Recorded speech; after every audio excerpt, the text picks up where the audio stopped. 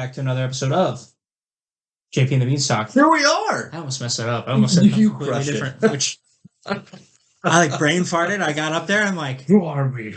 I was like, where am I? Yeah, I'm like, you almost went straight up. That podcast has been dead for over a year. It's Pete Holmes, Batman. Who are you? What are you doing with JP?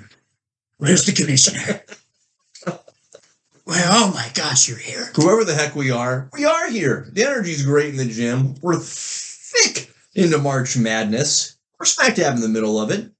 We're doing our brackets. We're filling them out. We're crushing it. Of course. Yes. Of course. We're just wizards. Why not? And even if we weren't, we'd lie to you anyway. That's right. We were. That's right. So you really have no idea of knowing how well we're actually doing. We're just going to insist that we're doing phenomenally well. So trust us blindly, and you can't possibly go wrong ever.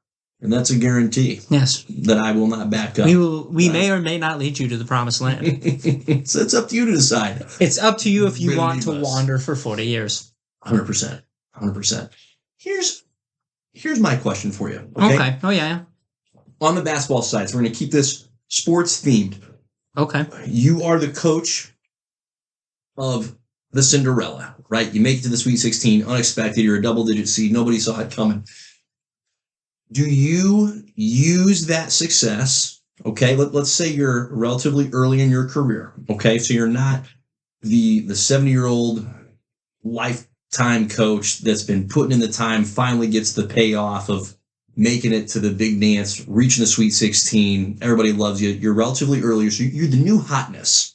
Like I'm like Sean McVay. There you go. You're Sean McVay. You're Shaka Smart back when he did it with VCU. I think it was like 10 years ago now, which is wild. It's crazy. Yeah. But shoot, even Ben Jacobson for the UNI Panthers. There you go. There's a reference we can both appreciate. Do you use that momentum to vault yourself to the next gig, or do you double down on where you're at, stay put, and just maintain the legend? What do you do? What's your move in that situation? See, for me, it's all like dependent on where I'm at. Sure. And like who is in like charge of me, essentially. Of course. And like how big of a deal, like what conference are we in, right? If we're in like a group of... Let's say you're mid-major, group of five. Group of five? Group of five. See, I'm okay with doubling down in a group of five. Yeah. Right? I don't need to show off to these Power Five. In fact, I probably would get off on beating Power Five teams, okay? Look at Grand Canyon pulling off the win against somebody else. Can't remember who it was. St. Mary's. So maybe that's not a great one. No, instead, 12-5. Instead, I will pick the other one, which is James Madison. Yes. First year they're an FBS school. They get a bowl game, okay? They come up, they beat the crap out of Wisconsin, okay? From start to finish, they had him in a headlock. It was big brother, little brother. So, if I'm James Madison, first of all, the school's on the come up. We're powering through, right? Yeah. We're one of the only two schools to ever start at D3 and work our way up to Division I and be in a group of five. Heck yeah, I'm staying. Okay, I'm staying for that. But if it's like it's a basketball only school, and maybe so it's not super big, you know, I don't know. But I could handle group of five. I could stay on a group of five. Yeah. I would like to say the same, or at least something similar. I totally agree. Context is everything, right? If you're enjoying the people that you're working with, your superiors, your support structure, I think there's a lot to be said with maintaining your location rather than jumping to the next big thing, because it goes both ways. You as the coach can be the new hotness, but as soon as you come into that new situation, the expectations are elevated, and that in and of itself is not a barrier. However, I get the impression, at least, that at the bigger of the school, the less pure coaching and developing that person that holds the title of head coach is actually able to do. I think there's just a lot of other potential distractions that take your time and energy away. And I would rather enjoy the challenge of developing and coaching the diamonds in the rough, right? The guys have been overlooked a little bit, have some warts, haven't hit their peak yet at that group of 5 level. And no, you're not going to make the big dance every year. But when you do, you get the chance to, to play freely, to knock off Goliath. I think that's wonderful. Well, and how many coaches have we seen leave a school that they were just amazing at? Even Power 5 level, Correct. Right? Correct. And just leave, and it just backfires tremendously. Okay? I would rather any day of the week be Kirk Ferentz than a guy that's hopping around. Okay? Yes. Love the guy, hate the guy. You got to give the guy props in the sense of he works with the talent that he's able to pull, and he's always, somehow, that bastard always has at least 1 or 2 players in the first round of the NFL draft. Every time, man. It's incredible. And now Iowa State's getting to that level too. They're starting Which, at that point, it's like, as a player, why aren't you looking more at that if you want to take your talent to the next level and be like, oh, if I am a tight end, correct, I should want to go to Iowa because look at their track record. It's insane. And even before all that, they had Dallas Clark. So yeah, totally agree. And I think it's more common for the coach to, I don't know if it's just the Peter principle that comes into play where, hey, listen, you're good, but you're not the best, let's say, right? And context, again, it matters so much. How often do successful college coaches go from the collegiate ranks to the pro ranks? And almost every time it doesn't work. Does it mean that person's a bad coach? Right. No, but they're not the right fit for that context. They're a better fit for the college game. It's fascinating stuff. So I enjoy watching both during this time of year. I enjoy seeing like Oakland's coach, who's been at the University of Oakland forever, and this is their first time getting into the big dance. He's got plenty of gray hair, right? Only gray hair. Cool to see him make his mark. But then you see younger coaches, like Iowa State's coach, right? Who put in his time at South Dakota State before coming to Iowa State. I think UNLV as well. But anyway, it's fun to see both sides of it. But like Mark Few, the head coach for Gonzaga, he's been there since 1999. He's built them into an absolute powerhouse. Right. They've got no business being a powerhouse. Well, he's like, you know what? We don't have a football program, so I'm just going to take all of that and put it into the basketball program, essentially. I absolutely love it.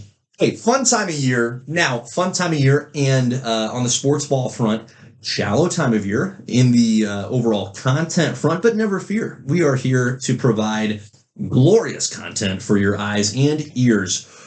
On today's pod, Riles, we have both rewatched Blade.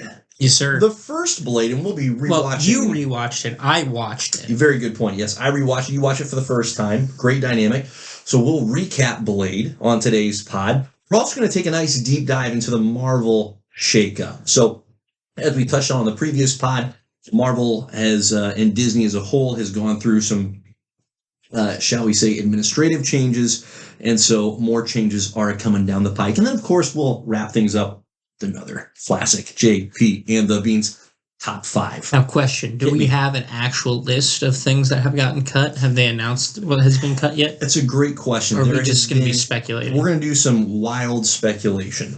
Okay. I haven't seen any official announcement from Marvel. Now, depending on which resource you dig into on the interwebs, some folks are saying, well, they're officially canceling this, but I haven't seen anything truly official come from Marvel. But I think we have enough, we both have enough time on our hands and enough of an idea of the adjusted direction that Marvel is making that I think we can make some really fun, educated guesses on what's going to be preserved and allowed to continue to thrive and what part of the vine gets trimmed off. So it should be fun. Agreed. Wildly speculative. Again, trust us blindly. You'll never go wrong. So without further ado, Blade. Riles, your first time watching, my first time watching in a while. What'd you think, my guy? Loved it.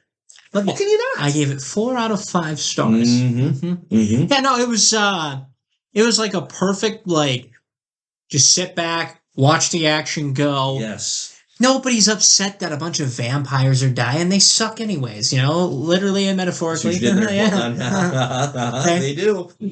So I think it was an excellent portrayal from the comics.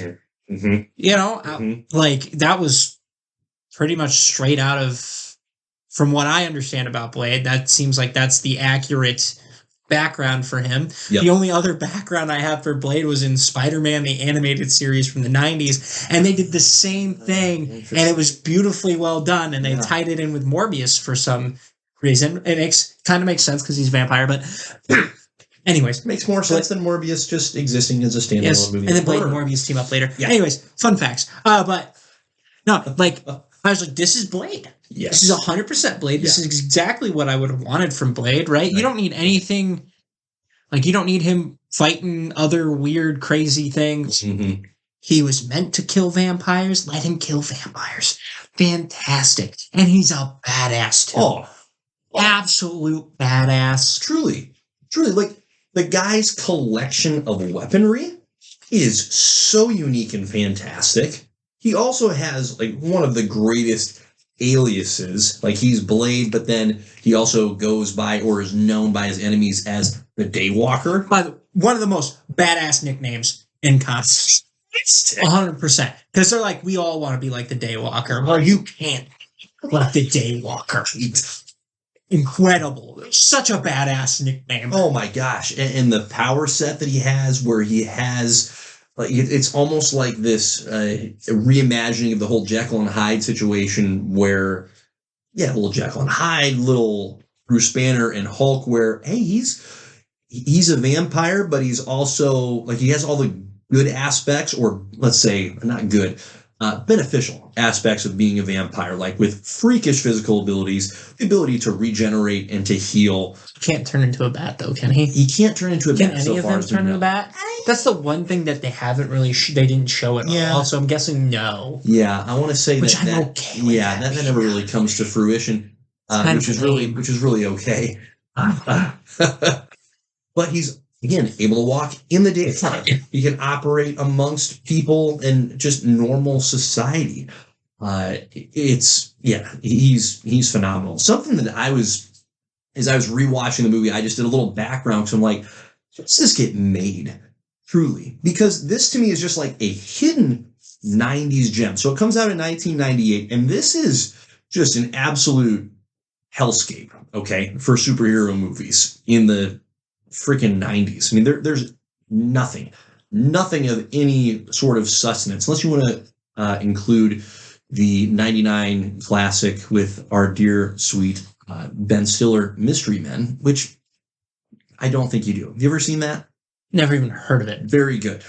Very good. Keep it that way. Marvel, a little additional context here. Marvel filed for bankruptcy in 1996. Mm-hmm. So they were in a tough way on the comic side. Therefore, they started selling off the film rights for several of their major entities, right? Like X-Men, Fantastic Four to Fox, Spider-Man to Sony. But even those characters didn't get their own movies until 2000 with the X-Men, 2002 with Spider-Man. So Blade, like, it's still kind of wild. Like, there's no real runway for, and now Blade. No, it's just, here we go. And I think it's a lot of Wesley Snipes had established himself as a legit action hero. But for the movie in and of itself, it is pretty miraculous that it actually gets created. Like, that of all the comic book characters, you've got the Batman movies that have been made at this point, several of those. You have the Superman movies, and then Blade. Yeah, it's interesting because, like, this came out in a time when, what did we have? The corny kind of Batman movies outside of Michael Keaton, because those two Batman movies were serious. Yep. But then outside of that, but then you had Val Kilmer in 95, and then let's see, Batman and Robin might have been the same year. I had it pulled up here. No, the year before, 1997. Yeah. So you had those. Right. You had outside of Christopher Reeve's Superman, mm-hmm. those movies hadn't been really well known, mm-hmm. and those feel like actual superheroes. To me, Blade, he rides that fine line of, yes, he is a superhero. Sure. But for the common moviegoer, they're going to say, oh, that dude's a vampire hunter. There you go. Right. That's what they're going to say. Like, right. Yes, it's a Marvel-owned comic book property, but they're like, oh, that dude's just going to go in and kill a bunch of vampires? Fantastic. Let's go watch. I think the entry level point for Blade is a lot easier. Yes. So yeah. In that regard, I understand. It is crazy though too. It got a trilogy. It wasn't just a one-off success. It was a successful trilogy. Yeah, it did extraordinarily well from just a monetary point of view. Whatever its modest budget was, it tripled it in terms of its return. So it absolutely crushed it. But it's just such a strange time for the superhero movie genre. Here are some of the movies that came out both before and after. So you have a couple of Power Rangers movies, one in 95, another in 97, a Mortal Kombat movie in there, Mask of Zorro. Ninja Turtles. Wasn't that 90s? Ninja Turtles was early 90s. Yep, the third Ninja Turtles movie came out in 93. And that one was poo. That one was not a strong finish at all. Mortal Kombat had a movie in 97. Really, I think where things start to turn just a little bit in terms of quality with action movies in general, here's a big one. The Matrix comes out in 1999. And Blade gets, I don't know, it ends up fitting in its proper place, I think. And yet, if you're gonna say it gets shortchanged, I'm not gonna argue with it because the action in the movie is terrific. One of the most satisfying things about that movie, for some reason for me, is the emphasis of the punches, the pows. Which I'm like, This is very comic booky. This is where the comic book part comes out. I was like, I would honestly the love. Sound is great. Yeah, I was like, I would honestly love to hear that in a movie today. Correct. Yeah, it's just an emphasis on when this guy punches someone, he's not punching them as a normal person. He has some extra coming behind that. He's got absolutely something. Yeah. So it's phenomenal that it even got made, that it even exists. So here's another little fun pull for you. One of the writers on this movie, David Goyer. Why would you know that name? Mr. Goyer partnered up with Christopher Nolan on the Dark Knight trilogy. Isn't that crazy? Isn't that wild? Yeah. So, it's very fitting though for that. Yeah, good fit. Good fit. I also think with this movie, another reason that it works, okay? The premise is awesome, right? Half man, half vampire, vampire hunter, great. The plot's kind of silly because the vampires are trying to call down this vampire god. Antichrist. I called him the vampire Antichrist. Right. And so the plot becomes very just hilarious very quickly. But when the premise is this solid, and again, it's an action movie, it's not high drama, and the action just freaking delivers. It's such a good blend of martial arts, of special effects, and again, the unique weapons. He's got a sword, he's got a freaking boomerang knife. And can we also talk about how the movie just gets right into it? Yes. We don't get we get a hint at the origin where he's being born and she was bitten. Right. But outside of that, I didn't need this whole 30-minute spiel on how Blade became raised by the old guy and this hatred for vampires grew and now he's here. They did such a good job at calling back to it in the little interactions he had with the Whistler. With Whistler and with the romantic. What was her name? Karen? Yeah. Lady. That's all I'm going to the stereotypical female romantic interest. Yes. Yep. So thank you, 90s. Yeah. Outside of that, it was that's all I needed. Right. And I wish we did that more. They managed that very well, right? Because we don't need to see Blade as a youth. We don't need to see a training mantra of Whistler and Blade. We just don't. No. Not even for the sake of character development. Their characters are shown to be who they are so well enough in their current state that we do not need to see Blade and Whistler origins. We just don't. Yeah. So totally agree they managed that so well. You talked about the opener. Let's come back to that. So the opening scene, right, is a human being brought into a nightclub. And, as the audience, we're going, okay, it's just a nightclub scene of people. But what we find out is that the guy is coming in to a vampire nightclub. He has no idea the girl that he's with is a vampire, and she's bringing him there. Never trust a woman. Bring him there as the snack for all of her party buddies. Awkward. And so the sprinkler system activates, and I'm sorry, it's not water, it's freaking blood. Ooh, what a... Yeah, that's a bold opening. Yeah, the horror aspect really chimed in there in the beginning. It did. Yeah. It definitely sets the tone with the vampires being like legitimate threats. Like they're like, oh yeah, no, if we let these guys roam, like this is not good. No, these are bad dudes. And then of course Blade comes in and kicks ass and chews bubblegum, and it's fantastic. One of the things I love so much about that scene is how he leaves. So Donald Logue, one of the actors in this film who plays the right-hand man. Or the left-hand man, depending on what hand he has. Hand he still has. Which, by the way, the funniest bit in the whole thing is he loses his hand multiple times, and then towards the end, like the main bad guy's like, "I'm gonna cut it off right now." He's like, "I guess," and then he's like, "Nah, I'm kidding." He's like, "Great." He's just messing with him. That guy's whole role in this movie was to just get absolutely wrecked by Blade. And it was beautiful. Because he loses both hands at different times. In this scene that I'm referencing, Blade sets him on fire. Yeah. Which is hilarious. And then he comes back, he's like, yeah, I need to finish the job. Right. And it's like, oh. Right, sets him on fire, lets him mostly die, regenerate, and then has him, doesn't he like smash his face against a moving train so he loses half of his face?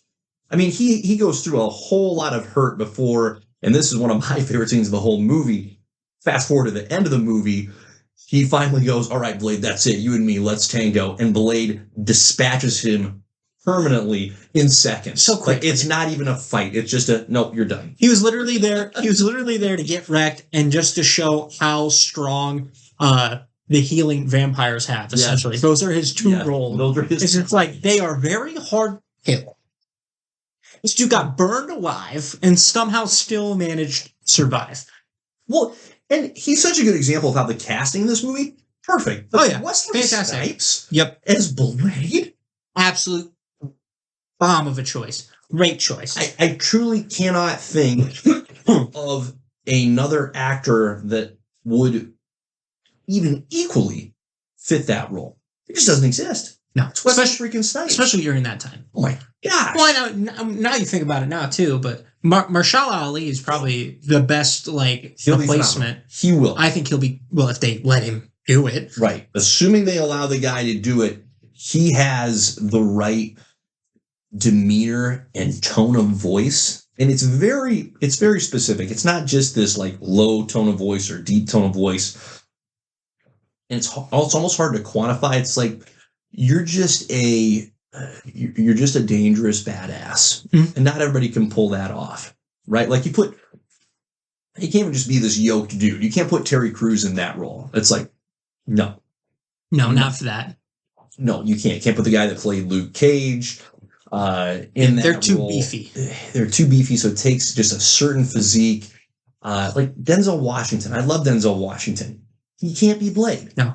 He can't be Blade. It needs to be like there's a certain menace there. Right. It needs to be like a MMA fighter kind of build, but like on the lighter weight side. Yep. Like your Conor McGregor-esque weight. Yep. It's this is a very strange pull here, but stay with me. This is gonna be a swing. And this swing may just miss wildly. Okay. I'm excited. So I think of Joaquin Phoenix, all right? He has a certain, what I'm going to call, I like the word menace. I'm going to stick with that. Menace about him, where it's like if he had been cast like as Moon Knight, let's say, in his prime. He's too old now. It's like that would work because Mark Spector in that character has a similar vibe to Blade. Not identical. Similar. There's some like really unique quality. There's only a few actors and actresses that have that where it's like that fits. So anyway, yeah. Good grief. it's great that it turned into a trilogy. It's great that it was successful. What a forerunner it is for additional action and superhero movies. I tell you what, I just can't get over the action, Riley, because there's so many times we'll go to a superhero movie and the action it's just okay. It's just like, yeah, that's all right.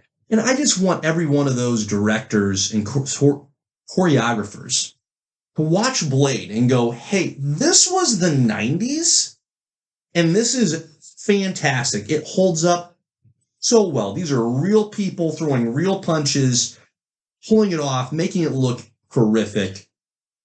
Surely you can do the same just with some effort. Well, and I think directors get so caught up in the story portion and like kind of put the action like, oh, it's there and we're gonna have these fights, but we still care more about the thought process of the hero that he's going through. And this movie's like, no, Blade just wants to kill vampires. Let's let him kill vampires. That's exactly what the character should be. Just keep it simple sometimes. It works great. Like, I would love, like, one of the best fight scenes Spider-Man, I think, ever had was in No Way Home, and it is Willem Dafoe versus Tom Holland in the hotel, or not in the hotel, but in the apartment complex, right, where he just power bombs Spider-Man through 3 floors. Yeah, fantastic fight. Correct.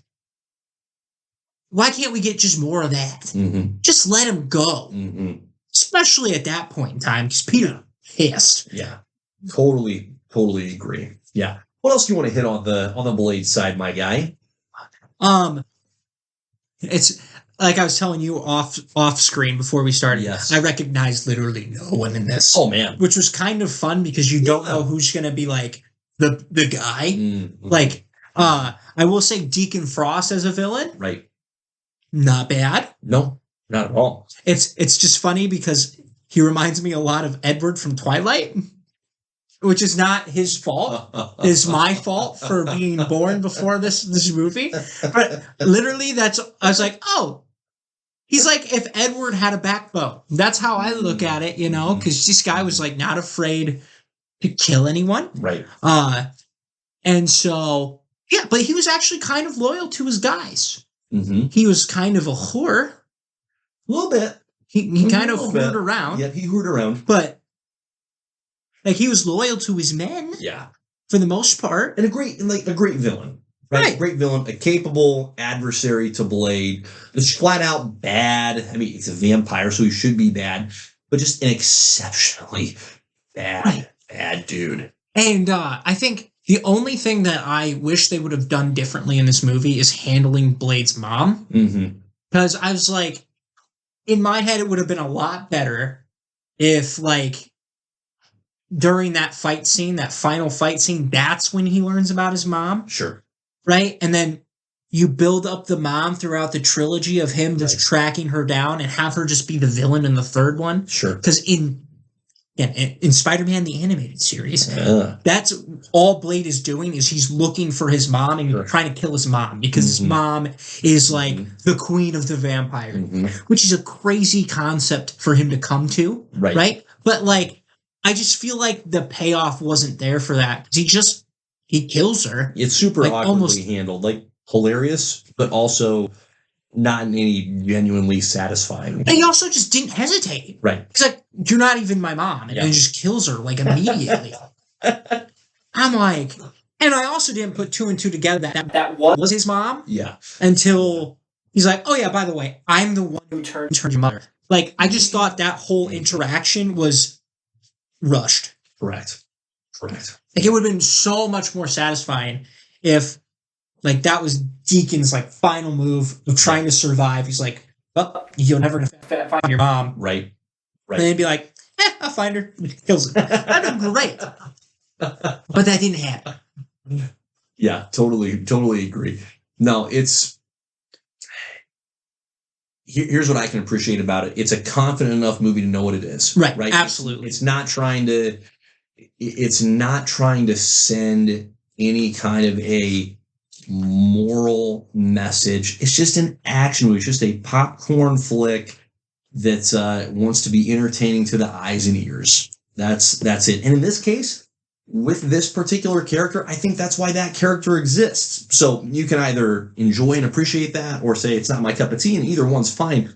But for what it is intended to be, it works very well. Okay, I was absolutely nitpicking there. Like, outside of that, I thought this movie, I would watch this movie again in a heartbeat. Yeah. Like, this is great. Yeah.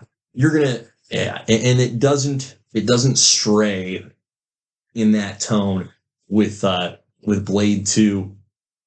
In third Blade movie, it's been so long since I've seen that one. I still found it really, really entertaining. So it's just more good things to come. I did want a pair of his sunglasses after this movie too. How can you not? I was like, oh, this is. That's a good point. There are a lot of movies that have sunglasses that I just feel really cheated by the fact that I can't get them anywhere else. Blade has phenomenal sunglasses. There's a particular pair of sunglasses that Bruce Wayne wears in The Dark Knight when he's in, where is he? He's overseas. He's in China. He's in China. He's wearing this like sweet pair of aviators that have a little bit of a bend to them. Like, man, I love those. I'll find them. They don't exist. The Blade sunglasses. It's just bullcrap. It's like, come on, where are these? Mass produce these. The other one that's up there is Tony Stark's sunglasses. Yes. Especially the ones that he ends up giving Peter. Yes. Those are sweet. Those are on Amazon. Oh. I saved those because eventually someday I'm going to just pull the trigger. Yeah. Yeah. But how can you not? Yeah, those are right up there too. 100%. But yeah, I think the final note before we just change topics. Yep. The weapons in this movie, fantastic. I wish we got more motorcycle, which I'm assuming we'll get more of later. But just the way they like go through and they're like, okay, this is what works. This is what doesn't work on these things. Right. The stakes are awesome, like underrated. The way that he's just talking about, oh yeah, these bullets are special. Like they are gold or they're garlic and silver. Yep. Fantastic. Right? Friggin' sweet. And then the whatever chemical oxidized thing he just uses, by the way, disgusting. That CGI was gross too. I was like, ugh. This is just ugh. But also like, and it took like 12 of those to blow up the guy in the end. Yeah. But like, great. Yeah. That's terrifying to me. I would not want to go out that way. That sounds horrible. Yeah, his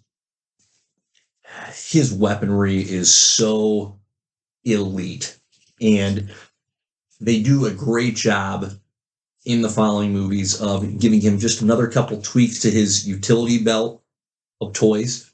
But there's so many great tools that you just want to see him use all of them so much more. Oh yeah, it's so good. Yeah, I'm excited to watch the second one for the next pod. No question. Love it. All right. Hey, great recap of Blade, Riles. Let's transition here from a really strong Marvel positive from really, over 25 years ago now. That's kind of wild to put that number on it. It's a year younger than me. Yeah. No. Oh. Yeah. Try to wrap your head around that. Crazy. Actually crazy. So, as we discussed briefly on the previous pod, our boy Bob Iger, friend of the pod, has someday that will be true, and then choose to believe it's 100% true. Again, trust us blindly. Bob came out a few weeks back and from the top rope said we need to make some changes in our quality. Let's just call it quality control. All right. The caliber of movies and of TV shows that Marvel in particular and Disney as a whole has been producing the last several years has become, frankly, like watered down Mountain Dew. It's like, why even bother drinking it? You just got to give me the straight diesel. So Bob is trimming many a branch off of the Disney and Marvel tree. And at this stage, we haven't had official cancellation notices be provided. It'll be fascinating to see what ultimately is explicitly shared with the public and what's just kind of allowed to die silently. But what I thought we would do, Riley, for the purpose of this exercise is go through the Phase 4 and Phase 5 content that we have received so far. And again, just do Bob another favor, because he's clearly listening to the podcast, clearly wisely heeding our advice. So let's keep giving it. Let's say, Bob, here's what you keep. Here's what you allow to die. Okay. Right? So let's do it. Starting with, I haven't seen this list, so this is great. So starting with phase 4, we're going to go chronologically here. All right. And we'll take this in chunks. We've got WandaVision, Falcon and the Winter Soldier, and Loki, the very first 3 Marvel shows that came out way back now in 2021. Riles, out of those 3, any that you'd keep, any that you're saying, hey, let's be done, where are you at with those? Okay, WandaVision, I'm done with as a show. Yep. Bring Wanda and Vision back. Fantastic. The next time I want to see them, Vision, I think, should come back to the Avengers. I think Wanda should show up somewhere with the X-Men. That's the next time I want to see her. I would love Wanda to stay a wild card. Like, absolutely. I think she's had her Avengers time, which is great. Let her remain as this kind of nebulous, sometimes she's going to assist the heroes, sometimes she's going to unwittingly, let's say, but nonetheless legitimately assist the adversaries of the heroes. I would love that for her character. Yeah, agreed. Yeah. Falcon and the Winter Soldier, yes, that is what it was called. Yep. I get so thrown off. Right now it's so complicated. Anyways, it's one of those things. Love the characters in it. Honestly, those 2 should just be paired together in everything that they're in. Looks like they're separating them for a little bit, which I can understand why they're trying to do. But for me, I would take another season of it. Yeah. I also want to see Baron Zemo back and actually don the purple mask. Keep it on. That's where I'm at. Keep the mask and on. Let him actually build his own Thunderbolts. That's kind of what they should have done with that. But yeah. Yes. Yeah, I'm there too with Falcon and Winter Soldier. I love the dynamic between Bucky and Sam. I thought it's just classic buddy cop kind of stuff. And why not? Like, you can obviously have them flex out into the larger groups at a time, but giving them their own opportunity is to partner up. Just makes too much sense. Agreed. Yeah. And Loki, I'm done. If Loki comes back, I want him to go back to the trickery and the tomfoolery. Look, don't get me wrong. The hero arc was great for him in this, but it's done for me. Yeah. Like, this is great. He's saved the day. After this, I kind of want to go and watch him go in for himself again. Yeah. I just do. I want to not trust him. Like, he's like, give me the Dennis the Menace version of Loki. Correct. To me, he's the equivalent of Scarlet Witch, though. Correct. Not necessarily like a bad guy all the time, but not a good guy either. Let him play that role, and so when he is being a good guy, it's a deal with the devil. Yeah. Essentially. Yeah. I enjoyed the Loki show so much that selfishly, because I enjoyed it so much, I want more. But for the good of the story, I can't imagine them wrapping it up any better than they already have. Yeah. So I can be content going, hey, those 2 seasons are always there for me to come back to once in a blue moon and rewatch and appreciate and enjoy. But yeah, I don't think there's more. I don't think there's more trail to tread. No, I think the TVA, because that's the other aspect of this. Right. I think it needs to live and breathe without Loki. Yep. As well, and see if it can have footing. Now, not like I am also chomping at the bit to get back into the TVA anytime soon. Sure. But outside of Owen Wilson, obviously, he's the only one I'm like, yes, bring him back. I just like him as this Lord of Time almost, where he just kind of steps in when he needs to. But like, literally though, outside of that, like, I do not care. We got all the lore for the TVA we could ever want and need. Right. I'm good now. Yeah. Yep. No question. We'll stay on the TV show front. Let's do it this way. We'll do TV shows first, then we'll swing back to the movies. Okay. What If, and we know that's continuing, so that we can say has been confirmed.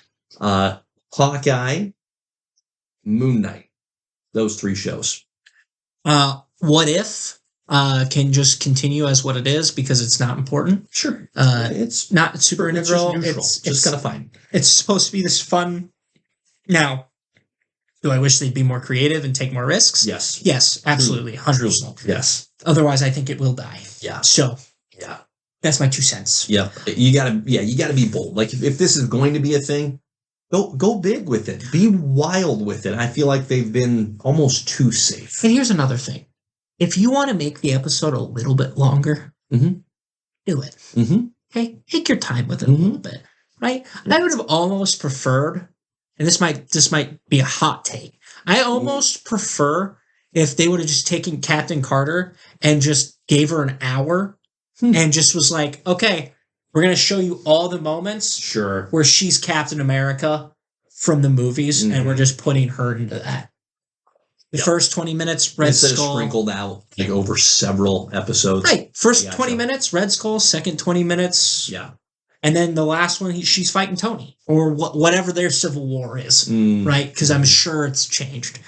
So, that's where I'm at with that. Yeah. They need to be more aggressive with this because there's a great appetite for alt takes on characters, on storylines. And it's just been too, when I say safe, I just mean in terms of the story just hasn't had any stakes. And so it's okay that it doesn't mean anything for the movies, right? It doesn't need to tie into that. But you've got a chance here to kind of build your own animated universe of sorts. So, like, go big with that. Yeah. And it's just been too modest. And for the love of God, build up other characters. Don't get me wrong, Captain Carter's great, but come on. Yeah. She's not the only one that you have there. Totally agree. All right, continuing to move on with the TV shows. Moon Knight, Ms. Marvel, She-Hulk. Well, you skipped one, didn't you? There's one after What If, before Moon Knight. When you were listing it off earlier. Okay. You said Did What I say If? Hawkeye? Oh, Hawkeye, there it is. thank you. Yep, thank you. Hawkeye, I'm good with not seeing for a while. Yep, that's why I skipped it. Yep. We don't need another show. Have Kate Bishop show up in your Young Avengers movie that you're doing. I think that's great for her. Hawkeye, honestly, here's what you do to redeem Clint after that garbage. Have him lead the Young Avengers. Okay, sure. That's... Sure. I don't know if they're thinking that or not. Fits. But, like, you need an Avenger that's a mentor figure. To me, personally. Clint fits the bill. Who else do you got? Yeah. I'm not trusting the Hulk with that. Gosh. Give it to Hawkeye. I think that's perfect for Clint's next steps. Yeah. Okay? That's where I'm at with Got it. the right tone for it. Absolutely. Yeah. Good call. Thank you for bringing us back to that. Moon Knight, I am okay with not seeing for a while. And when I want to see him, I would like to see him with Blade and the Black Knight and just have him go off with the Midnight Suns. Give me a reason to go back to him. Right. He does, like, this is a character that does not need a solo show. Not yet. And don't get me wrong. Yeah. I would have loved it, but they just didn't hit it right. Yeah. So, but use Oscar Isaac. For the love of God, you have him, use him, because he was fantastic in this. Correct. And I can say that there has been, I believe, for better or for worse, Moon Knight Season 2 is currently in production. Now, that's not to say they couldn't pull the plug, because I think it's very early in the shooting. But Oscar Isaac has released a couple of just his own videos from set. So, hey, and again, Oscar Isaac is the right fit. And there were elements of that show. Gosh, there were pieces there, right? But it just never came to if it never blacks out again, you're going to be doing just fine. It's a step in the right direction. I would love it if the opening sequence was like the flashback of that fight. Correct. With Ethan Hawke. Correct. And he wakes up from a nightmare. Yeah. That's how I want that to be. Yeah. I think the character of Moon Knight, certainly keep the character around. But as far as another, additional TV show seasons, you got to give me more of the character in other team-up movies before I'm going to really care about him enough to see him in a TV show. Midnight Suns. Yep. That's where I want to see him next. Yep. Love that. She-Hulk, no. Nope. No. The character, of course, fine. But, no, not for her own.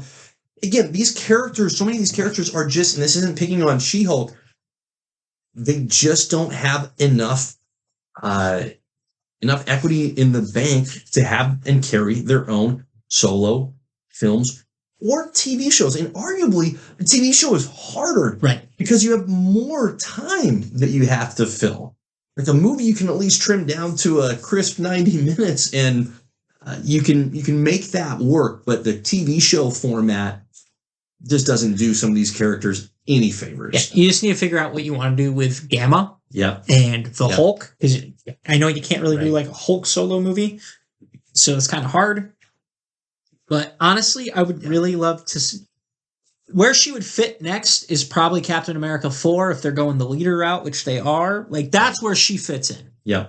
But I don't want anything with her solo anytime soon. No solo stuff. I would love to see her character in more, but not as a solo entity. All right, tying up the TV show side of it. Let's see here. I think the only one that I haven't hit on yet is Echo. And you said Miss Marvel.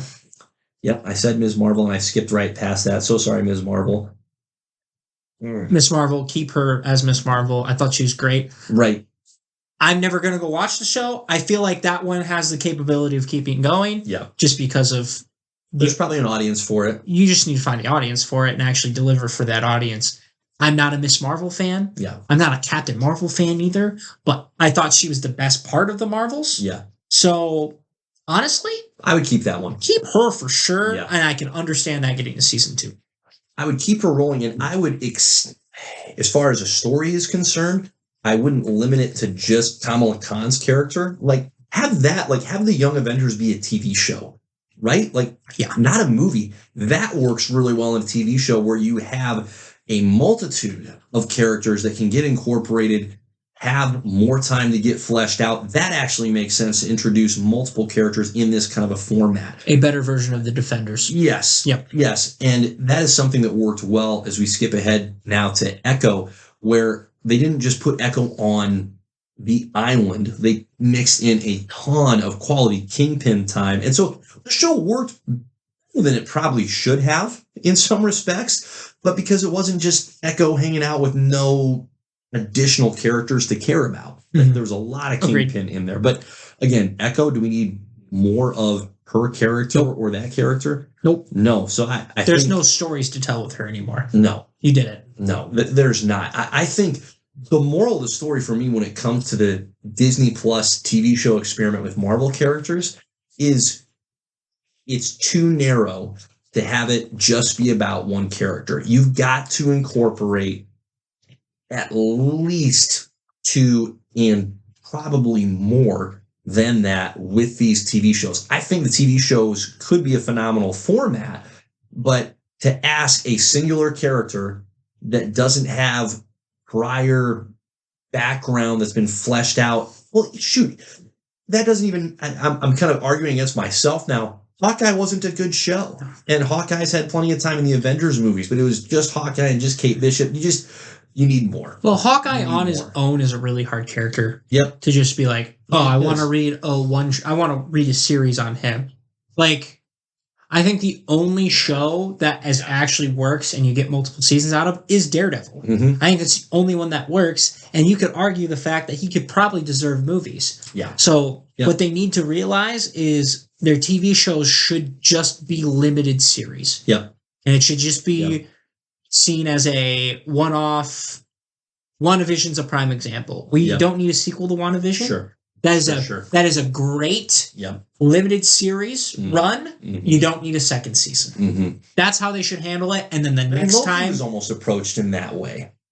Right. And it kind of it is. Because you think about the episode count, it's only 12 total episodes. And I still count it as that as well, because if COVID doesn't hit, that's what it is. It is 100% a limited series, 12 episodes. Yep. So, and guess what? The next time we see Loki, it will probably be in a movie. Right. And that's kind of how they should handle it. Flesh out the character a little bit. So if this character does great in a movie, you have more. Yeah, you just got to give them partners. They can't be put on the island by themselves. And that's most characters, just in general. They need to have partners. They need to have more than just themselves. So, all right, enough on the TV show front. Let's dive into the film front. Again, we're focusing on phases 4 and 5 here. We'll take these in clusters. Black Widow, Shang-Chi and the Legend of Ten Rings, Eternals. Black Widow, never again. No brainer, never again. She's dead anyways. The only thing... No. Tough to continue. Yep. The only thing that was good out of that was Yelena and our boy, the Red Guardian. Yep. Those are the only two I care about ever seeing again. Yeah. And for that, kill the franchise. That was such an unfortunate just sequencing of timing. Like, if that movie comes out before Avengers Endgame or before Infinity War, very cool. Yeah. Truly, like, better. It would have been better. So it just strange timing. Didn't do any favors. Or, if they're going to do a prequel for it, have her pair up with Hawkeye. Yeah. And have it be Hawkeye and Black Widow. And there were so many times watching that movie for the first time that I thought Hawkeye was going to appear. He should have. Yep. That's the one that makes sense. Okay. The two weaker links of the Avengers, keep them together. No offense to them, but that's true. The two actual human beings. And the two with the most amount of time spent together. Yeah. With teamwork. Yeah. It would have justified the turn in Avengers where he's just like mind controlled the whole time. Right. It would have made that feel that much heavier. More heavy. Yeah. Yeah. Totally agree. So yeah, Black Widow, no mas. Shang-Chi, I enjoyed that movie. Another one. There's plenty of weirdness that didn't quite land for me, but I understood what they were going for. The hidden realm aspect is fantastic. The kung fu is great. I'm missing the name of the actor that played Shang-Chi. Give him more of that. That was great. I am too. Pair him up with Iron Fist. Yes. Which I've heard rumors for anyways. Just do it. That's where the pairing works. Right. That's beautiful. Yes. And have them fight each other for just a little bit, just for fun, just to be like, It's for funsies. Make sure and test their powers. But do another one. Great world building. Yes. Fantastic world building. Right. Felt different. Right. Great. Do another one. Yeah. I'm all aboard that. Yeah, totally agree. Keep Shang-Chi around. All right, Eternals. We can just pretend that never happened.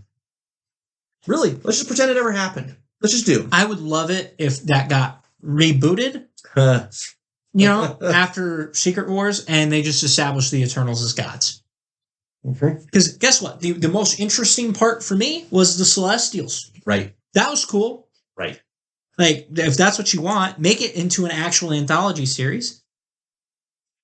Icarus shows up once in a while. That's all I really care about out of all of them is Icarus. Mm-hmm. Not even Cersei. I don't care about Cersei. I care about Icarus. That was it. I loved Richard Madden. Yeah. Yeah. But no, I don't need another one. No. The robot angle was so bad. Oh. That was a terrible angle. And now the girl wants to grow up. Whatever. That's whatever. Big swing. Big miss. Bad idea. Yeah. All right. Moving on. Spider-Man. No Way Home. Another one. Mm-hmm. Another trilogy. Yeah. Right. Doctor Strange in the Multiverse of Madness. I would take another one. Yeah. And then Thor, Love and Thunder. I'm good with not seeing Thor for a while. Don't get me wrong. Unless they're going to do a completely different direction again. Mm-hmm. I almost want them to go like the unworthy route. Yeah. I enjoy the character. I enjoy Chris Hemsworth as Thor a lot. So do you keep him around? Yes. Do you have more Thor solo movies? They've really put that character in a tough spot by destroying Asgard, by taking Loki out of the picture as far as Thor knows. He's really unmoored from just about everything. Yeah. So I don't know what you do. Doesn't mean you throw the character out. Chris Hemsworth is great, like I said. So sure, we'll keep that one around. This is going to be a bold take. I'm okay with them rebooting it entirely and putting in a new Thor. Yeah. I love Chris, don't get me wrong, but at this point, like, I think after Secret Wars, you just establish a new Thor that you're going to have for another 10 years and turn it Lord of the Rings, like I said for a while. Yeah. Here's what's weird. What the movies have done with Asgard the comics love doing with Asgard. They love blowing it up. It's like, why? It's right up there with the X Mansion. Oh, truly. That mansion blows up every other day. Bro, they just get wrecked. How do you send your kid there? Yeah, I don't know. Doctor Strange, absolutely keep the guy around. They need a better story. They do. They really do. And I think they need to let him just, frankly, just become more and more powerful. Like, it feels like he's kind of been collared a little bit. Unleash the guy some. Let's get big. Let's get that clear. Or even do like almost like a detective-esque style where he's like, there's magic issues, and then he has to go investigate and use magic, and I'd be cool with that. Yeah. But yeah, if this is my belief with him and with Tom Holland. Okay, these two, milk them as long as you have them. Okay, it sounds a little like graphic the way that I'm putting that, but we're not advocating for literal milking. As long as those two love playing that character, and you have good stories for them to tell, do it. It's kind of a shame, like, as we're going through this recap, it's truly a bummer that you have two great characters in Thor, in Doctor Strange, that are carried over from your first three phases, and you haven't maintained the momentum with either of those characters, with either of them. And here's the deal. That would be a fun partnering. That would be a fun Strange and Thor? Yes. Yeah. That would be really enjoyable. Couple of big egos, big power sets, put them together, and I think you'd have a lot of fun. Yeah. There you go, Bob. There's your other great idea for now. Okay, Black Panther, Wakanda Forever. Yep, but T'Challa needs to come back. Yep. I love Chadwick. I understand why you did what you did. Yep. Because that movie, to me, is a love letter to Chadwick. Yep. But you need T'Challa. You do. There was a void. Yep. You just do. No question. Totally agree with everything you said there. Ant-Man and the Wasp, Quantumania. I'm good with Ant-Man not being around for a little while. Now, if he shows up, I think he should just be in the Avengers for a little while. Yes. That's where he needs to be. And then maybe just show up in other things. Hey, another great person to have as a mentor figure for the Young Avengers. You know, it'd be really great. If it was Hawkeye and Ant-Man. Yep, correct. Perfect. That is perfect. That is your money maker. There's your two teachers. Because guess what? Out of all of those, who's going to sell the tickets? It's going to be Paul Rudd. Yes. He's doing it with the Ghostbusters right now. He's with all the kids. Literally, the only reason Ghostbusters movies are being made is they got Paul Rudd and Bill Murray back. They got Bill Murray back. But Paul Rudd, yes. Yeah. 100%. Bill deserves some percentage of credit there, but it's just Paul being Paul. It's like, we would just like you to be yourself, and we're going to do a Ghostbusters movie with a day in your life. You ready for it? Okay, go. Cameras are rolling. Let's do it. That's a phenomenal idea. Bob, there you go. Second killer idea. To me, that's a home run. That is. I'm pretty that's an out of you should be. It's an out of the park idea. Guardians of the Galaxy. I'm okay with not seeing them for a while. Yeah, I think just let it be done. Yep. Truly. Agreed. And I don't even need to see any of those characters. Rocket, Groot, Peter Quill. I don't. Like, if we do, okay, so be it. But I'm also pretty content with where that trilogy included, that I'm not chomping at the bit for more. I'm okay with them showing up in other stuff. That's where I'm at right now. I don't need, give me a reason to go back to them. Like, if you want to, you know where I think they should show up next is Fantastic Four. Or something else outside of that line, right? Get Nova Corps. If you finally do a Nova movie, great. That's where you can have the Guardians like show up and help out. Yeah. Fantastic. Yeah. But I don't, honestly, it almost feels wrong to not have James Gunn be a part of it. That's where I'm at, though. Like, he can't be a part of it, so I just don't think you touch it. I agree. I think you let it... just let him guest star. You let it live. Yep. I skipped right over... This is hilarious. I skipped over one TV show, and then there's one other movie to touch on. Secret Invasion, the TV show. Never again. LOL. Never again. Oh I don't. You know what? I don't even need to see Nick Fury ever again. Pretend like it didn't exist. They ruined Nick Fury for me. And then the Marvels. That I'm okay with them revisiting. I thought the second one was better. I think there needs to be a better story. Yeah. Yeah. I mean, that's really honestly the problem with a lot of these movies is there just wasn't a good enough story to tell. Yeah. So give her an actual villain that's going to be memorable. Yep. I would love to see Captain Marvel. I'd love to see Captain Marvel. She redeemed herself in this movie. Yeah. This is another character that needs to be there needs to be some kind of balance found, because in the first Captain Marvel movie they were so hell-bent on proving to us that she is this extraordinarily powerful character, and she's a strong, independent woman who doesn't need no man. That they immediately made her too powerful. Immediately was OP, and then they grounded her in the Marvels movie. Okay, I'm totally fine with her being extraordinarily powerful, but just to the OP, not where it's most powerful character. Like, don't force feed it. No, there's limits there. They're just flat out are. And yeah, enough said. But can it work? Sure. But they've done such a tough job with that character. I just don't even know where to go next. Right. And I like Spectrum too. We already talked about Miss Marvel in this. Right. She's fantastic. Right. So I think they did a really great job of establishing those three as characters that we want to see again. Mm-hmm. But outside of that, they don't need to be in a movie again for a little while. Right. Make me want to see Captain Marvel. And that's a tall order because I don't like her in the comics. Right. Because she's kind of a bitch in the comics. Yeah. So. Yeah. It's what I mean. All true things. So looking ahead, the Thunderbolts movie, would you still make that movie? I wouldn't.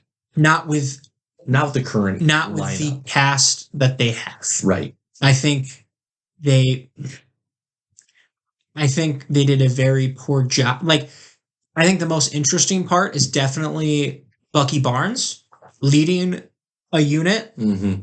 That is appealing to me. Mm-hmm. I think it would have been a lot better to have more people with checkered pasts trying to do right. Yeah. Like, I don't think this is where the Red Guardian fits in. Mm-hmm. I think Yelena fits in really well. Yep. Is Abomination a part of the group? I can't remember. Should be. Yeah. So that's another great choice. Yep. Outside of those three, like Taskmaster or She Who Shall Not Be Named, that she has no business being back, period. Right? So it would have been a lot. This is where it would have been cool to see like Justin Hammer. Yeah. Bring back Hammer, right? Right. He's trying to get his tech back off the ground. You can make him the Crimson. Is he Crimson Dynamo? Or am I thinking of somebody else? He's not Crimson Dynamo. He just... I don't think Hammer ever gets himself in a suit.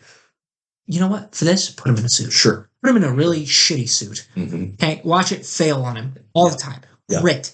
Right? But like... Because then you have your Captain America, you have your Black Widow, you have your Hulk. Obviously, the opposite of Hawkeye right now, all I can think of about is Bullseye, and that's a terrible choice. For lots of reasons, right? So, correct. Just find a couple actual, like, super powered, or Ghost is in this. You know what? I don't have a problem with her being in this. Sure. But your roster's weak because they all do the same thing. Yeah. It's just odd. It just feels like a Suicide Squad movie, right? That's what it is. It's Marvel's Suicide Squad. Poor man's Suicide Squad. Yeah. Because they aren't all villains. Most of them are just like it's just former spies. It's an odd fit. Like until you get the lineup right, until you get it appealing, don't make this movie. Now, Sentry was rumored to be in this. That is interesting. Yeah. But to me, you advertise the shit out of Sentry and just be like, hey, they're making a Superman movie over there. Right. We got our Superman, but he's crazy. He's nuts. This dude is hinged. He's slightly bonkers. You don't know who he's going to be fighting for. And the final fight just be between him and the Void. And you just watch him and the Void just go at it for like 10 minutes. Yeah. Yeah, that's just such an odd setup at the moment. Blade, we're still on board with wanting to see them remake the Blade franchise. Just get it together on that. Right. We should have Blade by now. Get it produced. I just don't think there's TV shows that really need to be made at this point, like the Agatha, Darkhold Diary. Cancel it. Gross. Especially since it's a musical. Cancel it. Oh my gosh. Yeah. Ironheart, Armor Wars. I don't think there's legitimately going to be a story there. Now, Ironheart definitely does not need a show. Yeah. Not right now. Yeah. And that is honestly a show I can see getting the boot. Yeah. I was really interested in the Hood. That's the disappointing part. But at the same time, I'm like, it'd be really cool if the Hood showed up in like Doctor Strange or Daredevil. Mm-hmm. That would have been great. Right. Outside of that, I'm like, yeah. Armor Wars was a show, got changed to a movie. That's also going to get canceled probably, which is a bummer because the premise for that, when they said it, was so dope. And let War Machine lead it. That would have been a show worth telling to me of just having Don Cheadle War Machine go after all of these bad guys that have Tony Stark tech, and him just trying to get all of Tony's stuff back as this like last like honor of Tony's memory. Yeah. That would have been a great send off for Iron Man. Not that he didn't have a great one anyways, but like just for War Machine himself, just having that piece. That would have been great. Yeah. It won't happen though. No. Especially after they just cheaped him in Secret Invasion. Oh jeez. Oh. So Wishly. I'm truly pretending Secret Invasion doesn't exist as a TV show. Two big questions here, and then we'll keep moving. Number one, do you keep the character of Kang present? Me personally, yes. I think so too. I think there's so much build and intrigue. Yeah. Like I've heard and we probably talked about, just have him show up in a bunch of different stuff as this big boss. Sure. And then you think he killed one and then another one appears. Great. Yeah. I like the idea of him being a literal Hydra. You cut the head off. There's two more. Yep. Okay. Recast him. There's plenty.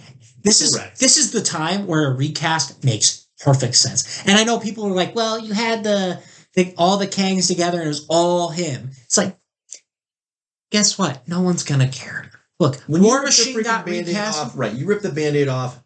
No one's going to give a flip. Just get a good replacement actor. Yeah. And it'll be fine. And there are others out there. Yeah. I said John Boyega. Yep. That's great. Yep. I'd rather see him as Jon Stewart, but what's his name? He was in Tenet. Yep. John David Washington. Yes, he would be a great Kang. Between there's two ideas right there. Yeah. There's too many options. But I think you keep Kang. He doesn't have to be the main bad guy in the Avengers movie if you really don't want to, if you don't trust Kang as a whole. But if you don't trust him as a whole in the first place, why the hell did you pick him to be your guy? Yeah. He is a phenomenal villain because of how difficult he is to truly vanquish, right? When he has this ability to manipulate time in the sense that there are a multitude of Kangs out there. That is a phenomenal villain, phenomenal adversary. And so this leads into my second point. I think the other piece that's missing here is where's our freaking Avengers movie?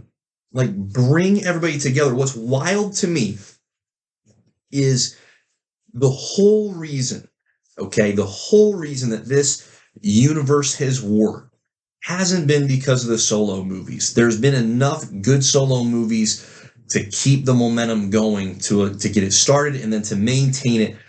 But the whole reason that this universe has worked as a whole is because of the team up movies. And I'm still old enough to remember when the first Avengers movie came out, that there was legitimate conversation around wondering whether or not it would work as a concept, because there hadn't been a team up movie of a half dozen at least superheroes sharing screen time. It was all solo movies up to that point, obviously with other characters mixed in, but an actual team up hadn't taken place. And when they knocked it out of the park, it opened up an entire just expanse of opportunity. And so that is where, among so many other things, I feel like Marvel has lost their identity, which is you are stronger together. Get together, and then when you're together, then you have the opportunity to do some branch off, but there's always this coming back together, and that is what Kang can provide, just like Loki did so well in the first Avengers movie, of a reason for all of those seemingly disparate individuals to unify. That's what Kang can be. He's perfect for that. Truly perfect. Well, I love the idea of like Kangs fighting against Kangs too. Yeah. Right? Like that's great. Some of them are on the side of the Avengers. Awesome. That would be sweet as well. And here's a hot take. Maybe don't title it Avengers. Maybe just title it Marvel's Secret Wars. Sure. Because that way you're not tied to the Avengers being the focal point. There you go. You can have it, X-Men come in, Fantastic Four comes in, all these other teams that aren't necessarily the Avengers. Right? And make it like a true event. Like, because Infinity War and Endgame was an event, but the Avengers were still the focus. Correct. So it works for those movies. But for this, and the way they've been building it up, we have zero idea who the Avengers are. We're going off of what they say are the Avengers, but we don't actually have... Like, we're guessing it's Captain Marvel. We're guessing it's Doctor Strange. We're guessing it's Captain America now, the new one. Sure. Right? Sure. We've got 3.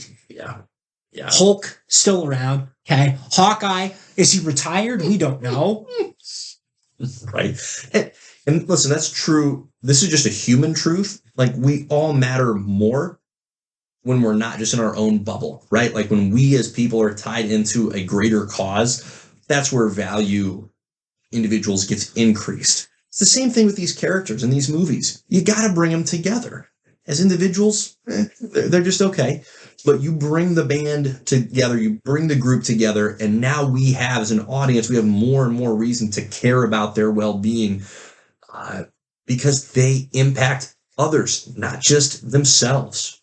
So that's just, pretty darn wild. So to sum up, I think you and I are unified as far as there's a lot to trim back and trim out. There's still a lot of opportunity here. Like, I don't think phases 4 and 5 are lost causes in terms of the characters that have been introduced. It's more a matter of, hey, bring these characters into other character stories. Right? Like, I don't think there's a single character that I go, I'm just done. Some that we want to break from, sure. But none that we just want to out. Done. No, thank you. No. And I think that the Avengers movies will be a great way to, like, a couple things that I'm looking for it. I think they can use Kang, even if they don't want to make him the big bad of it all. I think what they can do differently with this is use him to set up the next one, the next big bad.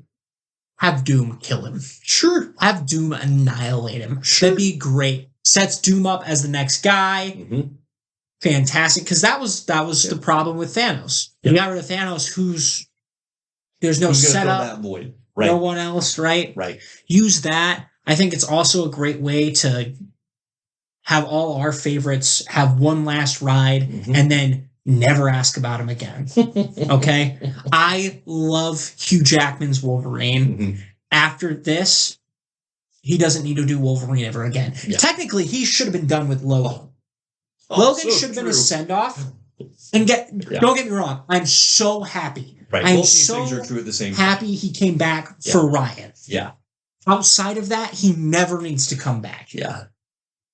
So give us the last ride, and then I don't want to hear anybody else be like, we need more Toby, because we don't need Toby more. Hey, don't get me wrong, I love him in the Spider-Man costume. He's at his time. And guess what? If you want to give him a Logan movie for Spider-Man 4, that's a different thing. Great. Fantastic. Do it. I don't want to hear it after that. Agreed. Totally agree. All right. Love it. Great conversation. Bob, you're welcome. We got a few killer ideas in there for you. Again, just feel free to throw just a few bones our way for the, make it some pro bono work. But we're happy to help however we can. All right, Riles, let's get in. It's time for another classic JP and the Beans top 5. Riles, set the premise up for us here, my man. So this is coming straight from your brain piece. What do you got? I love it. So my whole thought process was, the idea is top 5 things we wish would have translated from the comics to the movies. Yep. So, like, things that were maybe a little off or a lot off. So if they butchered a character maybe, or if they changed one aspect of a character differently. Mm-hmm. So this is not an example, but this works for this. The Dark Knight's too realistic. Mm. Okay? Now, I love the Dark Knight trilogy. Mm-hmm. It sets up perfectly, but he's not a comic accurate Batman by any means. Very true. Great Batman. Yep. But not a very comic accurate one. Yep. So that would be an example. Yep. So I love it. There you go. That's the premise. Fantastic. Are you wanting to start this bad boy? You know what? I will go first. Okay. Now, my number 5, this is going to be something that the movies didn't get right from the comics, and I also 100% don't mind. As a matter of fact, I support the choice. Okay. Okay. Bucky is not an adult when he and Steve partner up in World War II. In the comics, Bucky is maybe a teenager. Maybe. And this is where I really don't mind at all what they did in the movies. Like, he's maybe 13 in the comics. And yes, he's killing Nazis. Yes, that raises questions. So in the movies, they age him up, right? When we meet Steve and Bucky, they are childhood friends that have grown up together. And truthfully, I'm all for that. It's definitely an interesting twist because they changed him from like the kid that Steve watches out for. Yep. And like this this youthful icon to get more people to sign up for the war. Yep. And they turn him into like this big brother figure almost. Yes. Very much so. So I remember, honestly, I can remember sitting in the theater watching the movie for the first time going, wait a minute, he's supposed to be a kid. But as the movie progressed, it mattered so little. For sure. It just, I think both can work, but I definitely think that the kid aspect,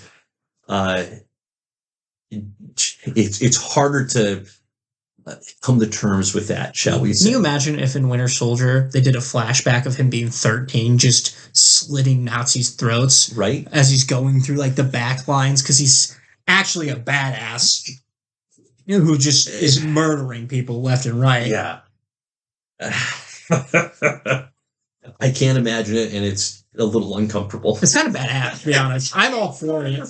It's like Kick-Ass, right? Yeah. That's kind of what it would turn into at that point. So anyway, that's my number 5. My number 5, look, we've gotten a lot of Green Goblin. Okay, but my number 5 is I really wish we would get a classic looking Green Goblin. Yep. I'm talking the mask, the purple dorky hat. Because we've gotten the robot suit, which works really well. It's a different take, and honestly, a lot more terrifying than probably what it would have looked like in 2000. That's really true. Outside of the fact that I did see, have you seen the picture of what it would have looked like? The drawings and stuff? Oh, no. Pretty good. It would have been dope. So, I would have loved that. And then instead of him leaning into like the prosthetics, you actually see how strong he is with just wearing a costume, right? Yeah. And then in the Amazing Spider-Man, it was more genetic. Like they did the pointy ears and right? And then obviously James Franco's was like him on a skateboard. That was terrible. But it was tough. Yes. Yeah. So backtracking. I would love like a classic looking Green Goblin. Right. You can lean into the creepy that way, because that's one thing you didn't get with the robotic look, right? You got it with, and that's why Willem Dafoe losing the mask, as much as it pained me in No Way Home, it really did work, because his facial, he's a phenomenal actor. Yeah, you want to see Willem Dafoe's face. That's what I want. So that's my number 5. Love that. Great number 5. Number 4, the next Wolverine I want to be 5'4". I want an actual short Wolverine. Okay. Now, this seems like a weird nitpick, but this is great. But it works with the anger. Mm-hmm. There's something about a short guy being angry all the time that just works a lot better, right? But I think it also establishes him as even more of a threat because they see him and they're like, oh crap, it's Wolverine. But you're like, they're really scared of this 5'4" guy. And then you watch him just tear people apart. And you're like, oh, that's why. So I want to see the fastball special live. Like, you know what I'm talking about? I do. Colossus. I do. Chucking Wolverine as fast as possible. Yeah. I would love to see that as well. So that is my number 4, a 5'4" Wolverine. So I'm just Googling how tall Tom Cruise is. He's 5'7". So sorry, he's a little too tall for your. How tall is Daniel Radcliffe? Because that's the one I see fan casted all the time. 5'5". Oh, there you go.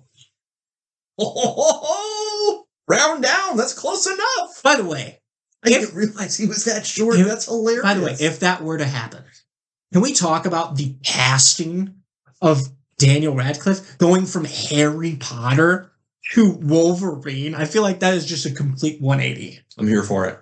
For a casting. Totally. Totally in support. But yeah, there you go. Totally. Short Wolverine. Yep. A DC pull here for me. All right.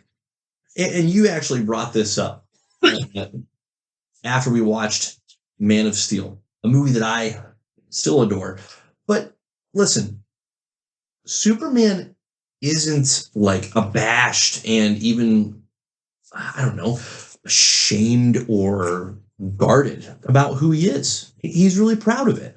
And for Man of Steel to insist that, and not only Clark Kent, but so are Jonathan and Martha Kent. Like, they're not like, whoa, hey, let's put the cape away, kiddo. This is a bit much. Like, that whole tone of his parents in that movie just being really almost helicopter parents for an invincible alien is just like, wait.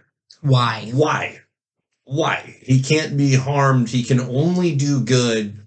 So when they're 100% in the comics, like, you can do all this. They embody his heart and soul. You need to do this. Right. They encourage him. So that was just again, I enjoy the movie, but it's truly an alt take on the character of Superman. It's not here is your genuine, this is Superman, who he is and who he should be. So absolutely. That's my number 4. Yeah. I got number 3 as well, don't I? Mm-hmm. Great. Okay. My number 3 is just Nick Fury. Oh, interesting. Yeah. How on earth in Secret Invasion do they make the guy a friend of the Skrulls?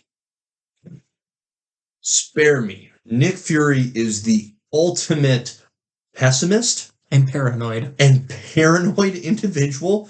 He trusts no one. Only when he aligns with people is it because he has to, because he can't figure out a different way to find a solution. So he aligns with superheroes out of necessity, not because he actually trusts them to be these terrific, bastions of our security. And yet now he's going to partner up with the Skrulls and be their, earthbound advocate and also marry one?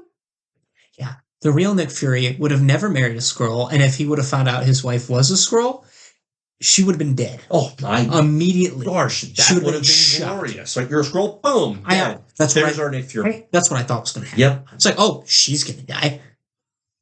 So, that was just so bad. So weird. Such a disservice to the character. Just odd. Just so off-brand. Nick Fury. Agreed. Yep. My number 3 is the Justice League as a whole. Yep. Yeah. Yep. I mean, I don't know if I need to get too into that. Some of those characters have got really good solo stuff. But, I mean, I was just thinking about this. Even Superman and Batman have never had good on-screen, chemistry from what they have in the comics. We should be able to get like 3 world's finest movies out of those two from their bond. Yep. Okay. Totally agree. That's my number 3. Now my number 2, continuing with Batman. How have we never gotten a good Batman and Robin? Not even that. On top of that, we've never gotten a good Bat family. Period. That's my beef with Batman. Okay? I get the appeal of this solo guy where he's just a badass in his own right, brooding, because he is America's James Bond in a sense. Sure.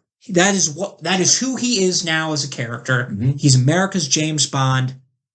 You can make Batman movies till you die. We have never had a good Dick Grayson. We have never had a good Jason Todd or a Tim Drake or a Damian Wayne. That's just the Batman. We have never had a good Batwoman. Correct. Cassandra Cain in Birds of Prey got absolutely massacred as a character. Hey. Didn't even watch it, nor would I ever. You're not missing out. No. But to be honest, I forgot that was a movie until just now. Isn't that crazy? I digress. It's a good place to be. That alone, the Bat family is such a sign of growth as Batman as a character, because he did used to be this brooding character, but to see him actually lean on other people and trust other people, and they hold him accountable just as much as he holds them accountable. Right. It's a fantastic dynamic. Never gotten it. Yeah. Unbelievable to me. Yeah.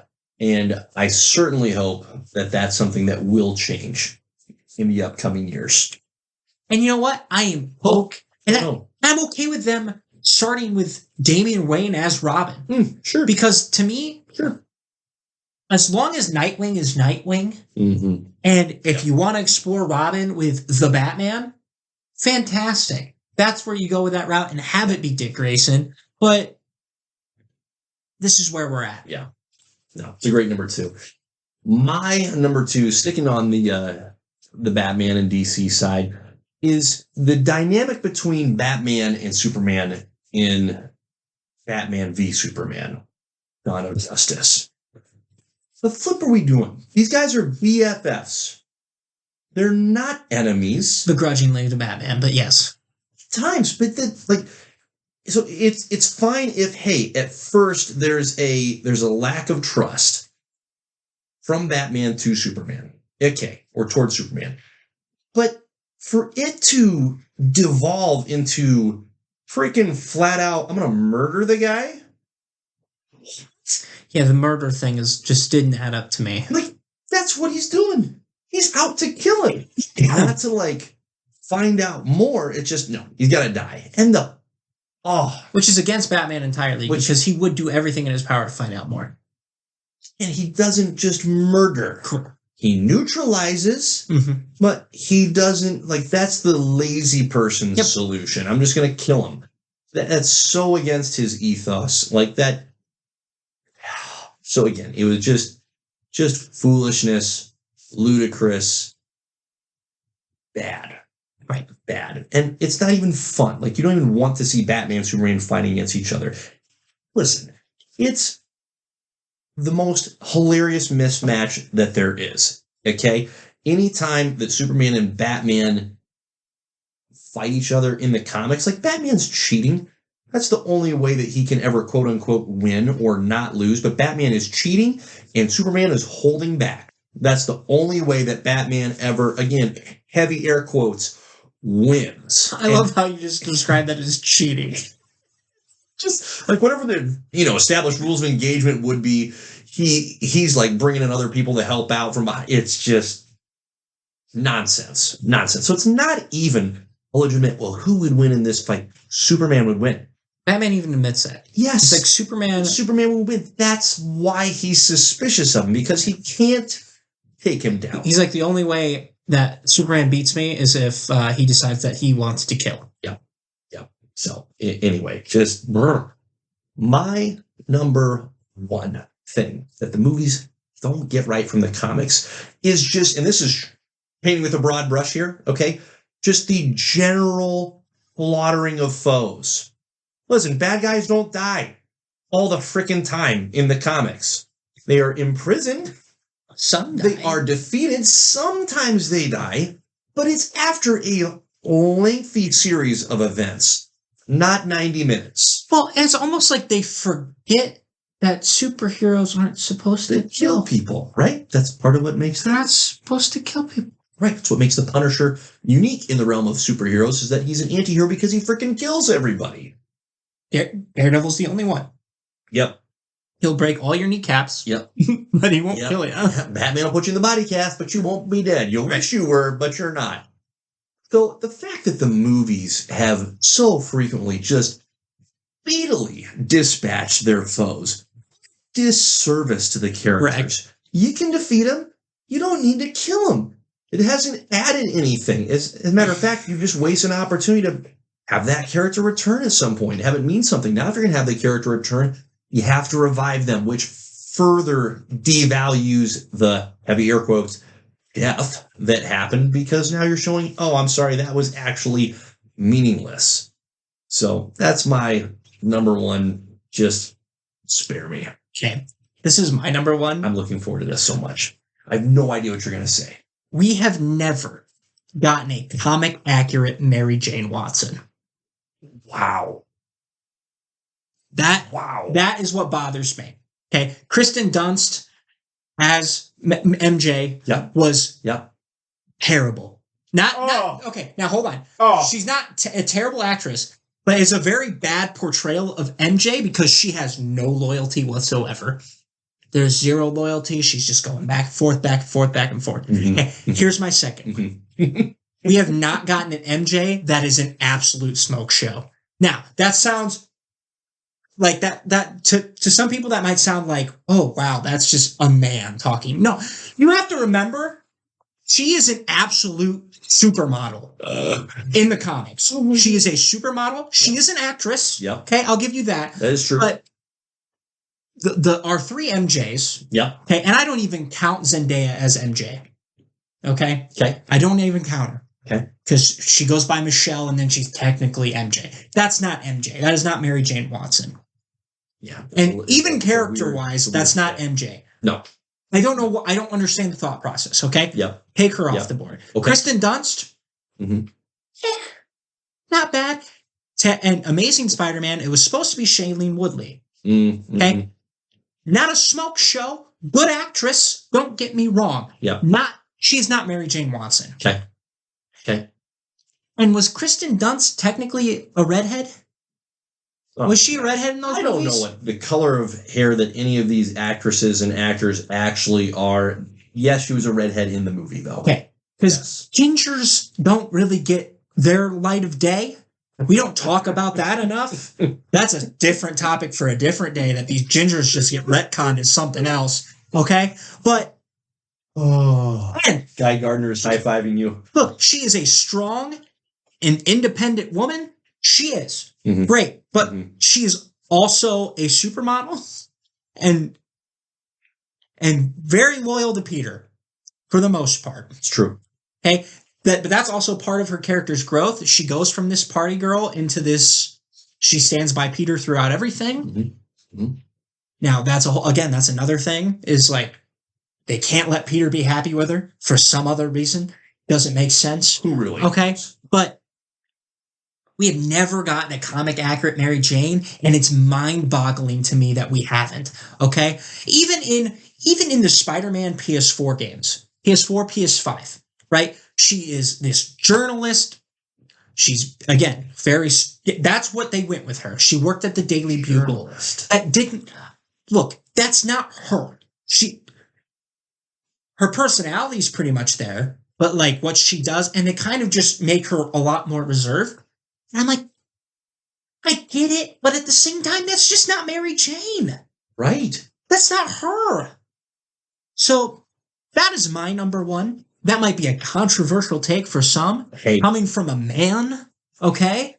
And you might think, oh, he just wants to see a very attractive woman on screen. Yes, but that's not the point here. We're being honest, we all do. I mean, that's just like no, duh. We want to see attractive people on the screen. So, okay. So you're ragging on Kirsten Dunst, which I'm still going to be your friend. She just doesn't do it for me. That's fair. Okay, but she's also not a supermodel. She's a good actress. Do not get me wrong. So here's my question. I love your take on the number one. So I appreciate your bold stance. Who is there a person or persons that you have in mind that you're going, here's who I would say put this person in that role? No. Okay. And that's fascinating. So it's just oh wow. This is really... I didn't like I'm trying to go off like the dome right now, and I got nothing off the dome. Okay, right? So now I'm gonna have to think about this.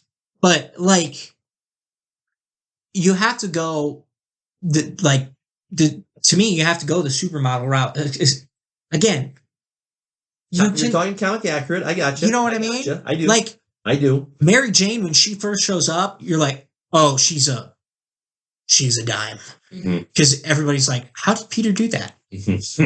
That's part of it. Like, that's part of it. Everybody's like, how did Peter do this? Like, this can't be real. Like, how did he wrangle her in? Right? And that, again, that might not be the greatest of terms for it, but he essentially did. I know what you mean, though. She settled in for him. Settled, again, terrible wording. But yeah, I have not taken the time to actually figure out like a very comic accurate Mary Jane. Well, fun ongoing bit for us to to throw candidates in the in the ring. Now, I totally agree that the direction they went in the most recent Spider-Man trilogy with the character of MJ did not even don't even call her that. Like when she's when she's not Mary Jane Watson. That's just a weird subversion of the character. I adore Kirsten Dunst from the Spider-Man movies with Tobey. That was right in that sweet spot of my youth. I mean, 2002. Here I am, 15 years old. How you doing? Let me tell you, she looked great. She looked fantastic. Trying to remember like her character path. They did her character a bit dirty. They absolutely did her character dirty. Yeah, that was unfortunate. How they treated her character, because she didn't even have a chance to just. You talk about that loyalty piece, for example, and particularly by the time they got to Spider-Man 3, it's like we need to be done here messing around with this relationship. Like, Peter and Mary Jane need to be solid, and there needs to be other turmoil that's going on, and they're handling it together. Right. Because they've already gone through the ringer in Spider-Man 1 and 2, and they just kept... And she just leaves him again. Yeah, they just kept coming back to that one. Went back to Harry again. In Spider-Man. It's like... Yeah, they just didn't do... they did her character. And she already found out he's Spider-Man, so she has no excuse to leave him. Yeah.